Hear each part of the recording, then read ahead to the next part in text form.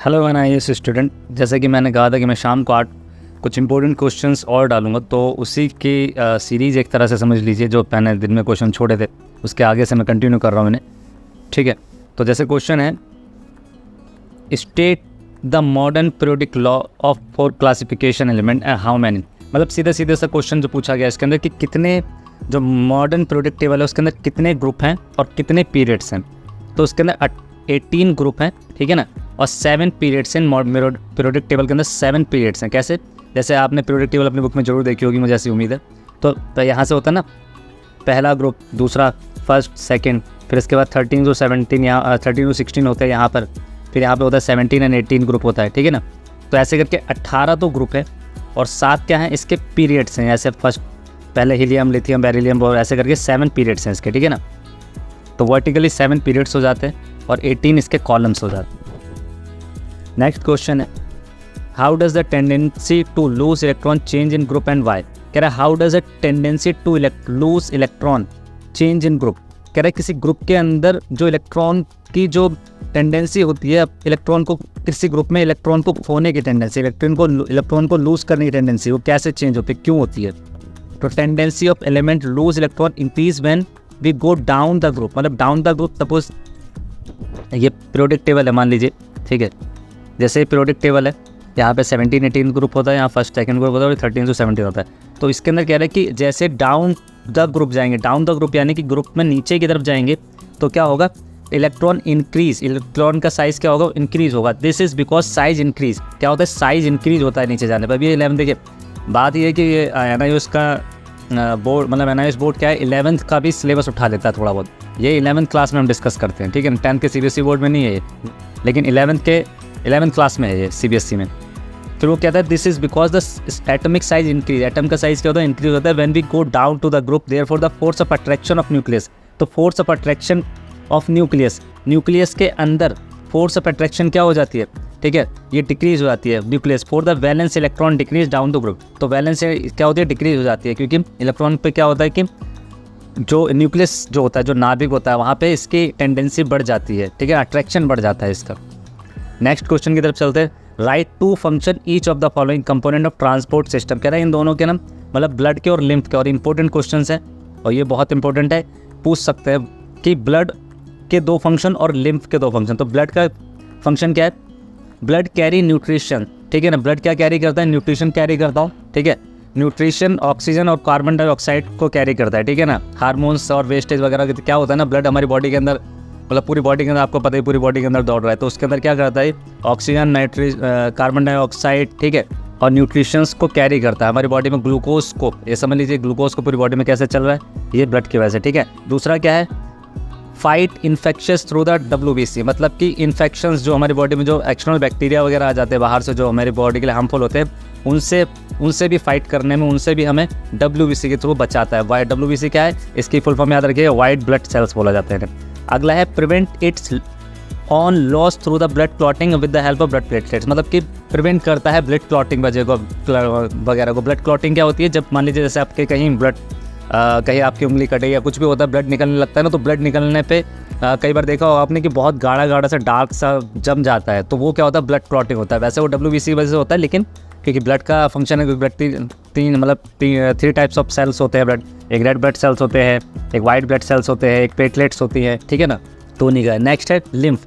Lymph क्या करता है, lymph transport oxygen to the brain. Lymph क्या करता है, ऑक्सीजन को ब्रेन तक पहुँचाने का काम करता है। Transport carbon dioxide to the lungs, और पूरी बॉडी में जो कार्बन डाइऑक्साइड हमारी बॉडी में आ जाती है उसको लंग्स तक ले जाने का काम करता है, क्योंकि लंग्स से फिर बॉडी हम सांस के द्वारा बाहर निकाल देते हैं, ठीक है ना। और क्या करता है, return RBC and WBC to the vessels. RBC right blood cells को, वाइट ब्लड सेल्स को लिम्फ क्या करता है कि वापस वेसल में लाने का काम करता है। चलिए अब नेक्स्ट क्वेश्चन की ओर चलते हैं। Give the constituent of baking powder. Baking powder के कॉन्स्टिट्यूएंट बताने हैं, ठीक है ना। तो बेकिंग पाउडर के कॉन्स्टिट्यूएंट क्या होते हैं, सोडियम हाइड्रोकार्बोनेट, ठीक है ना, सोडियम हाइड्रोकार्बोनेट NaCO3, ठीक है। और दूसरा एक होता है टर्टरिक एसिड होता है, ठीक है, एक टर्टरिक एसिड होता है, ठीक है। फिर उसके होता है why cake and bread swell and adding baking powder. कहता है जो जब हम बेकिंग पाउडर डालते हैं तो जो केक होता है वो या ब्रेड होता है वो स्वेल क्यों कर जाता है। Write a chemical equation also. It is due to formation of carbon dioxide ये होता है किसकी वजह से? It is due to formation of carbon dioxide and sodium bicarbonate in the baking powder, ठीक है ना। उसका फॉर्मूला इन्होंने अब पूछेंगे जरूर कि राइट केमिकल इक्वेशन, तो केमिकल इक्वेशन क्या है? NaHCO3 हीट NaCO3 प्लस निकलता है कि कार्बन डाइऑक्साइड प्लस में वाटर निकलता है, ठीक है ना। ये H2O है, यहाँ पे जो ब्रैकेट आपको ये दिख रहा है ना डब्बा खाली, तो इसमें 2 भरना है तो H2O हो जाएगा, ठीक है ना, CO2 प्लस H2O, ठीक है। होता क्या है वैसे सीधी सी एक बात समझ, और जिसको क्रिस्पी बनाने के लिए यूज़ किया जाता है, ठीक है ना, इसको बेकिंग सोडा को। नेक्स्ट क्वेश्चन और मोस्ट इंपॉर्टेंट क्वेश्चन है, जैसे मैंने अंडरलाइन भी कर रखा है इसे, पिट्यूटरी ग्लैंड्स। पिट्यूटरी मतलब इनके फंक्शंस बताने, इनके फंक्शन क्या होते हैं एनिमल, मतलब कि एनिमल सेल्स में। तो पिट्यूटरी ग्लैंड का काम क्या है? Pituitary gland secrete the growth hormone को सिक्रीट करता है पिट्यूटरी ग्लैंड, और इसको मास्टर ऑफ ग्लैंड भी कहा जाता है, क्योंकि हमारे सारे ग्लैंड्स को संभालने का, सारी ग्रंथियों को संभालने, ग्लैंड्स को हिंदी में ग्रंथि कहा जाता है, ग्रंथियों को संभालने का काम इसी का होता है, ठीक है, मास्टर ऑफ ग्लैंड्स भी कहा जाता है। नेक्स्ट है थायराइड ग्लैंड। थायराइड ग्लैंड क्या होता है? थायराइड सिक्रीट द थायरोक्सिन, ठीक है ना, थायरोक्सिन हार्मोन को सिक्रीट करता है। अगला है पेनक्रियास ग्लैंड। पेनक्रियास क्या करता है? इंसुलिन को सिक्रीट करता है। इंसुलिन क्या करता है? हमारे डायबिटीज़, जो जिनको डायबिटीज़ वगैरह होती है उसको कंट्रोल करने का काम करता है, हमारे शुगर को लेवल को कंट्रोल करने का काम करता है इंसुलिन, और ये कौन सिक्रीट करता है? पेनक्रियास। नेक्स्ट है राइट द फंक्शन ऑफ। तो फोर ब्रेन का फंक्शन क्या होता है? फोर ब्रेन का काम है thinking part of the brain and control voluntary action. तो फोर ब्रेन का देखिए, हमारा जो दिमाग है, जो हमारा मस्तिष्क है, वो 3 भागों में है। हिंदी में बोलते हैं अग्रभाग, मध्य भाग और पश्च भाग, और इंग्लिश में बोलेंगे फोर ब्रेन, मिड ब्रेन और हेड ब्रेन, ठीक है ना। तो बात हो रही है फोर ब्रेन की। तो फोर ब्रेन में क्या है? फोर ब्रेन का काम है thinking part of the brain. हमारे थिंकिंग पार्ट को सोचने का काम जो होता है वो किसका होता है? इसका होता है, ठीक है ना। ये ब्रेन के जैसे पार्ट हो जाते हैं ना, वन से ये एक होता है, इधर पार्ट हो जाता है, बेसिक ब्रेन पीछे की साइड हो जाता है, इसमें मेडुला वगैरह आता है, ठीक है। अगला है मिड ब्रेन। मिड ब्रेन का काम क्या है? It connect the fore brain with the hind brain. तो मिड ब्रेन कनेक्ट होता है फोर ब्रेन और हिंड ब्रेन के साथ में। फोर ब्रेन ये आगे वाला हिस्सा और हिंड ब्रेन के साथ में, मतलब इधर पीछे की साइड में होता है, मेडुला की साइड में कहीं। हिंड ब्रेन क्या है? Hind brain maintain posture. Hind brain आपकी हेल्प करता है पॉस्चर को मेंटेन करने। पॉस्चर का मतलब कि आप कैसे बैठे हैं, आप कैसे खड़े हैं, ठीक है ना। तो इसको बैलेंस करने का, बॉडी का बैलेंस बनाने का काम कौन करता है? हिंड ब्रेन काम करता है, ठीक है ना। कंट्रोल द वॉलेंट्री एक्शन, और वॉलेंट्री एक्शंस को कंट्रोल करता है। वॉलेंट्री एक्शंस क्या होती हैं? 2 तरह के एक्शंस होते हैं, एक होता है वॉलेंट्री, एक होता है इनवॉलेंट्री, जिसको हिंदी में होता है ऐच्छिक और अनैच्छिक क्रिया। ऐच्छिक क्रिया है जो हम अपनी इच्छा से करते हैं, वॉलेंट्री एक्शन जो हम अपनी खुद की इच्छा से करते हैं, जैसे मैं आपसे बात कर रहा हूँ, इसमें मेरी इच्छा है इसलिए मैं आपसे बात कर रहा हूँ, है ना। और अनैच्छिक क्रिया क्या है कि पीछे से कोई आए हो, मुझे अचानक से करे और मैं अचानक से अपनी गर्दन को इधर करूँ, या जैसे आपके बुक में भी एग्जाम्पल है वो गर्म पानी से हाथ पीछे खींच लेना, तो क्या इनवॉलेंट्री एक्शन है। ये किसके वजह से होती है ये भी बता देता हूँ, स्पाइनल कोड की वजह से होती है, जिसको मैरू रज्जू बोला जाता है हिंदी में, ठीक है ना। तो स्पाइनल कोड के कंट्रोल में होती हैं वो क्रियाएं, कई सारी ऐसे एक्शंस है जो स्पाइनल कोड कंट्रोल करता है। वैसे हिंड ब्रेन के भी कई सारे पार्ट है, वो खैर डिटेल का चैप्टर है तो उसमें मैं नहीं जा रहा हूँ, बट मैं थोड़ा आपको ओवरव्यू दे रहा था इसका, ठीक है। Next question, draw diagram of the human respiratory system following the part. देखिए इसके ना डायग्राम बनाने, और डायग्राम मैं आपको बना नहीं रहा हूँ, लेकिन मैं आपको बता रहा हूँ कि इंपॉर्टेंट है, क्या पता है डायग्राम पूछ सकते हैं। तो डायफ्राम का डायग्राम, ब्रोंक्यूल्स का, और विंड पाइप का। विंड पाइप आपको पता ही है, विंड पाइप क्या होती है? जैसे हमारे नोस्ट्रल जो होता है, नोज़ होता है, मतलब हमें नाक जो होती है वहाँ से 2 पाइप नीचे की तरफ जाती है, एक फूड पाइप होती है और एक ऑक्सीजन, मतलब जिसमें से खाना, एक में से खाना जाता है हम जो पेट के अंदर लेते हैं, और दूसरे हम सांस लेते हैं, तो 2 तरह की पाइप होती है। तो यहाँ पे एक विंड पाइप की बात हो रही है। और ऐसे ब्रोंक्यूल्स कहाँ होते हैं? ब्रोंक्यूल्स हमारे हार्ट के पास होते हैं, ठीक है ना, जो गैसेस एक्सचेंज में हमारी हेल्प करते हैं।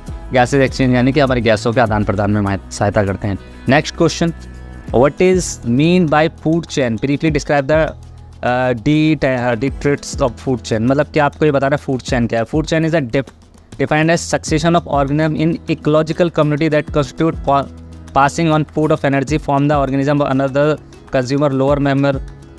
देखिए मैं आपको हिंदी में ऐसा समझा देता हूँ फूड चेन क्या होता है, क्योंकि बहुत से लोगों का कमेंट आता है ना कि हिंदी में बताइए सर, तो मैं बताता हूँ फूड चेन क्या होता है। इसको हिंदी में खाद्य श्रृंखला बोला जाता है। फूड चेन का मतलब होता है कि जैसे सीधा सीधा करते, जैसे टिंडा है कोई, ठीक है, मान लीजिए टिंडा है, इस टिंडे ने घास को खाया, ठीक है। टिंडे को फिर किसी मान लो टिंडे को कौन खा सकता है? टिंडे से बड़ा कोई, मान लो उसको मुर्गी ने खाया, ठीक है, और मुर्गी को फिर बिल्ली ने खाया, ठीक है।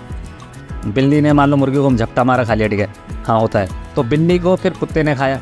ये डायरेक्ट चल रहा है, ठीक है ना, ये फूड चेन चल रही है। इसको क्या बोलते हैं? फूड चेन बोलते हैं, ठीक है ना, क्योंकि ये क्या है, एक के बाद दूसरा, दूसरे बाद तीसरा, इसी तरह से एक फूड वेव होता है, ठीक है ना। एक खाद्य श्रृंखला होती है और एक खाद्य वेब को हिंदी में क्या बोलते हैं? खाद जाल होता है, ठीक है ना, पढ़िएगा शायद, खाद जाल बोलते हैं उसको। तो उसमें क्या होता है? उसमें ना मतलब इंटरकनेक्शन होता है। इंटरकनेक्शन के जैसे कि आप देखो यहाँ पे टिंडे को मुर्गी ने खाया, मैंने बोला ठीक है, मुर्गी के बाद मैंने बोला कि उसको बिल्ली ने खाया, बिल्ली के बाद उसको कुत्ते ने खाया, ठीक है ना, ऐसा करके था। लेकिन फूड वेब में क्या होता है, फूड वेब के अंदर कि एक सब कनेक्ट होता है। जैसे देखिए अभी चूहा है, चूहे को सांप ने खाया, ठीक है ना, और सांप को मोर भी खाता है, सांप को चील भी खाती है, तो यहाँ पे क्या होता है, फैल जाता है, तो इसको बोला जाता है फूड वेब, ठीक है। नेक्स्ट क्वेश्चन पे चलते हैं। How are the following related, number of valence electron different element in the same group. कहता है number of valence electron of different element in the same group, different element in the same group have the same number of valence electron. कह रहा है different element in the same group have same number. कह रहा है different element जो होते हैं same group के अंदर, उनके वैलेंस जो होते हैं ना, वैलेंसी डिफरेंट भी हो सकती है, ठीक है, सेम नंबर ऑफ वैलेंसी, ठीक है ना, उनकी वैलेंसी क्या हो सकती है, कई बार सेम हो सकती है। देखिए मान लीजिए 17 ग्रुप के अंदर कोई है, ठीक है ना, जैसे 17 ग्रुप होता है, 18 ग्रुप होता है ना पीरियोडिक टेबल के अंदर, तो 17 ग्रुप के अंदर कोई है तो उसकी वैलेंसी 1 है। तो कह रहा है क्या 14 ग्रुप वाले की भी हो सकती है? हाँ हो सकती है, क्योंकि मान लीजिए वहाँ शेल होता है ना, K shell, L shell, M shell, N shell, तो मान लीजिए के शेल में यहाँ एक खाली मिल गया, हो सकता है अगली बार किसी को के एल एम शेल में एक खाली मिल जाए, तो वैलेंसी तो सेम हो सकती है ना, उसमें क्या बात है।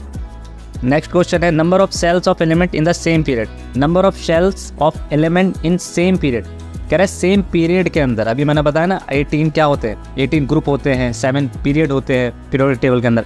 तो कह रहा है number of shells of element in the same period, same period के अंदर, तो number of shells element in the same period are equal, वो क्या होते हैं, इक्वल होते हैं, ठीक है ना। Number of shells of element in a same period, एक पीरियड के अंदर, एक पीरियड समझ लीजिए ये वाला जैसे पीरियड है हाइड्रोजन का, तो उसके अंदर जो ये वाला पीरियड होगा उसके अंदर सारे के सारे जो एलिमेंट होंगे वो क्या होंगे, सेम होंगे। कह रहा है कि element in the same period, number of shells, तो नंबर ऑफ शेल कितने होंगे, सेम होंगे, जैसे K shell, L shell, M shell. तो अगर 7 मान लीजिए आपका पीरियड है, तो 7th पीरियड के अंदर नंबर ऑफ शेल्स क्या होंगे, सबके सेम होंगे, यानी कि के एल एम तीनों के अंदर के एल एम एन होगा, मतलब 7th पीरियड के अंदर के शेल भी होगा, एल शेल भी होगा और एम शेल भी होगा। Next question, how do the following change, ये कैसे चेंज होता है, number of shells element as we go down a group, ठीक है। कहता है कि अगर हम number of shells of element as we go down, अगर हम नीचे की तरफ जाए तो number of shells of element, किसी एलिमेंट के नंबर ऑफ शेल्स बदलते हैं या नहीं, तो number of shells element goes increasing, number of shells क्या होते हैं, बढ़ते हैं, कैसे, increasing down the group, down the group यानी कि नीचे की तरफ जाने पे, एक पीरियोडिक टेबल में नीचे की तरफ जाने पे, जैसे उन्होंने कहा है कि number of shells of element goes on increasing, number of shells बढ़ते हैं नीचे की तरफ जाने पे। जैसे मान लीजिए ऊपर कोई ग्रुप है, पहला ग्रुप है, ठीक है, पहले ग्रुप में के शेल है, ठीक है, दूसरे ग्रुप में एल हो जाएगा, के एल दोनों हो जाएंगे, तीसरे में के एल एम एन तीनों हो जाएंगे, ठीक है ना। नेक्स्ट है number of valence electron, number of valence electron of element are moving from left to right, number of valence electron, कह रहे हैं नंबर ऑफ वैलेंस इलेक्ट्रॉन जो होते हैं on moving from left to right period, अगर left से right की तरफ आप जा रहे हैं, मतलब ये पीरियोडिक टेबल में अगर लेफ्ट से राइट की तरफ आप जा रहे हैं, तो कहता है number of valence electron, valency घटेगी या बढ़ेगी, यही पूछना चाहते हैं। Number of valence electron of element goes on increasing, क्या होंगे, बढ़ेंगे, increasing on moving left to right period में, अगर आप लेफ्ट से राइट की तरफ बढ़ रहे हैं ना, तो नंबर ऑफ इलेक्ट्रॉन क्या करेंगे, बढ़ेंगे। जैसे यहाँ पे अगर मान लीजिए पहले वाले में, पहले पीरियड में 1 है नंबर ऑफ इलेक्ट्रॉन, वैलेंसी 1 है, ठीक है ना, हाइड्रोजन के मान लीजिए, तो अगले में क्या हो जाएगी, 2 हो जाएगी, फिर उससे अगले में 3 हो जाएगी, तो नंबर ऑफ इलेक्ट्रॉन वैलेंसी बढ़ती चली जाएगी। सी है atomic radius in moving from left to right along a period, कह रहा है अगर एटॉमिक रेडियस का क्या होता है, जब वो मूव करती है लेफ्ट टू राइट, लेफ्ट से राइट की तरफ, जब एटॉमिक रेडियस पीरियड की तरफ बढ़ेगी तो क्या होगा, तो atomic radius goes on decreasing, atomic radius क्या होती है, डिक्रीज होती है, ठीक है ना, moving from left to right along period, तो एटॉमिक रेडियस डिक्रीज होती है, ठीक है, और इलेक्ट्रॉन वैलेंसी बढ़ती है लेफ्ट टू राइट, ठीक है। तो इस तरह से मेरे इंपॉर्टेंट क्वेश्चंस खत्म हो चुके। Thank you, bye bye.